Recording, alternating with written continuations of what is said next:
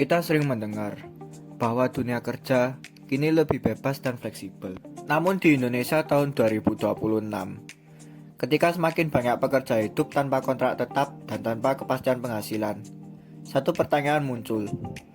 Apakah new economy benar-benar membebaskan pekerja atau justru memindahkan seluruh resiko kepada mereka? Data Badan Pusat Statistik menunjukkan peningkatan pekerja non-permanen, terutama di kalangan anak muda. Saat kepastian hilang, nilai apa yang sedang diuji? Apakah ini masih sejalan dengan kemanusiaan yang adil dan beradab dan keadilan sosial bagi seluruh rakyat Indonesia? Tujuan kami dalam investigasi ini adalah untuk mencari tahu perkembangan dunia kerja zaman kini. Dengan adanya sistem freelance, apakah benar dunia kerja kini lebih bebas dan fleksibel? New ekonomi adalah sistem kerja berbasis proyek, teknologi, dan efisiensi. Dalam industri event organizer, pekerjaan bersifat sementara dan bergantung pada proyek. Sistem ini dikenal sebagai gig economy.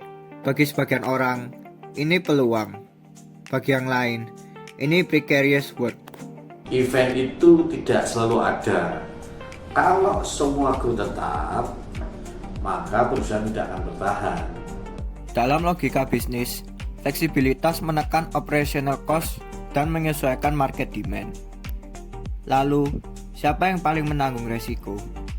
Freelancer, tapi perusahaan juga tidak aman. 20 tahun lalu, pekerjaan cenderung stabil, gaji kecil, tapi pasti. Kini, teknologi mempercepat segalanya. Stabilitas digantikan kecepatan. Grafik ini menunjukkan peningkatan pekerjaan non-permanen dari tahun ke tahun. Data internasional menunjukkan bahwa pekerja muda mendominasi kerja fleksibel, namun minim perlindungan. Dua sumber berbeda mengarah pada satu pola. Kesempatan tumbuh lebih cepat dibanding perlindungan kerja. New ekonomi menghargai human capital dan upskilling, tetapi tidak semua orang punya akses yang sama. New ekonomi bukan musuh Pancasila, namun ketika fleksibilitas menghilangkan martabat, sila kedua dipertanyakan.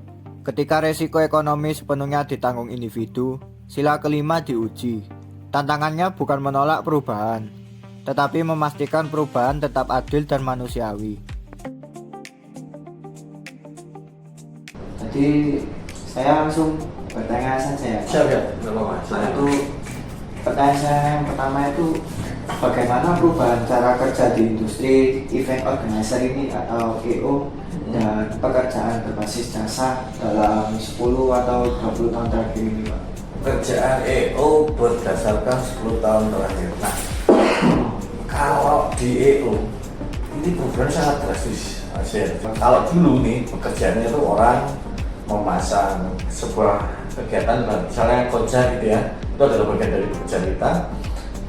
Dulu pekerjaannya penuh dengan phishing. Kalau sekarang karena teknologi, karena informasi, banyak sekali alat-alat teknologi, itu sangat membantu. Dia sangat dominasi dengan handphone, dengan email, bahkan sekarang yang paling terbaru dengan AI, itu membuat industri kami sangat-sangat terbantu. Belum lagi alat-alatnya ya, sound system, lighting, LED, sekarang perubahannya luar biasa. Dulu panggung orang harus memasang, sekarang udah bisa menggunakan elektrik, powergrid dan seterusnya. Itu alat-alat teknisnya itu sangat membantu sekali. Jadi perubahannya adalah yang mendasar, perubahannya ada di teknologi yang berkembang itu membantu proses bekerja kami. Teknologi yang berkembang itu membantu pola bisnis kami juga berkembang. Gitu. Jadi teknologi kalau di itu sangat membantu pekerjaan. Gitu. Jadi dengan perkembangan teknologi ini Bapak menjadi sangat terbantu ya? Sangat terbantu. Untuk dalam bidang pekerjaan Bapak ini, untuk rekrutmen karyawannya seperti gimana ya? Ya, rekrutmen. Kalau kita bukan rekrutmen, ya, tapi tidak apa-apa rekrutmen. Tapi rekrutmennya nih, jadi karyawan di Insight, di PT Integrasi Bersama, itu ada dua. Yang pertama adalah karyawan tetap, yang kedua adalah karyawan freelance. Karyawan tetap ini adalah pekerja yang ada di Insight, yang dia setiap bulan ada atau tidak ada event, dia bekerja di sini, Mas. Reguler, ada tim finance, ada tim operasional, ada segala macam. Karyawan freelance ini adalah tim yang bekerja berdasarkan proyek. Kalau kami ada pekerjaan, mereka akan terlibat dalam pekerjaan itu. Jadi untuk sistem kerja berbasis proyek ini atau para freelancer itu, menurut Bapak yang paling menanggung resiko itu siapa dan yang paling menguntungkan itu siapa? Kalau kerjasama dengan karyawan, siapa yang menguntungkan dan siapa yang diuntungkan, sebenarnya kalau yang berisiko jelas para freelancer ya mas. Cuman ya tinggal sudut pandangnya. Kalau melihat keuntungan secara perusahaan, kita punya tenaga freelancer atau tenaga project ini banyak, kita nggak perlu menggaji tiap bulan. Karena rata-rata satu bulan kita itu ada project 13 sampai 15 sampai 18. Kalau dia di 18, mereka penuh. Tapi kalau 13 mereka akan minus. Buat perusahaan dapat alhamdulillah, maksudnya tidak perlu mengeluarkan fixed cost, biaya operasional bulanan. Dia hanya akan dikeluarkan oleh biaya project gitu, berdasarkan event yang akan kita langsungkan. Tapi keuntungan perusahaan bisa lebih hemat karena setiap bulannya tidak sebesar yang harus ditanggung. Jadi menurut Bapak apa sistem kerja freelance ini fleksibel atau tidak? Fleksibel. Tapi yang penting adalah fleksibel ini. Freelancer itu kan banyak sekali mas di berbagai bidang industri gitu. Bahkan perusahaan yang besar pun sebesar Unilever, sebesar MNC TV dan seterusnya, mereka juga memanfaatkan jasa freelancer. Yang paling penting adalah freelancer ini harus benar-benar menjadi seorang ahlinya ahli gitu. Bapak ini untuk pekerja muda zaman kini, apakah sudah cukup siap menghadapi sistem kerja yang seperti freelancer ini? Belum, mungkin sudah siap, tapi basicnya sudah ada. Kalau apakah sudah siap belum? Harus ditempa lagi. Harus ada proses dia mengenal industri, dia harus mengenal bagaimana event itu.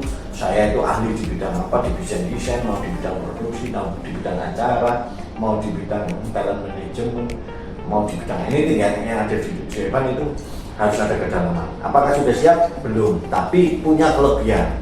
Adaptasi teknologi bagus.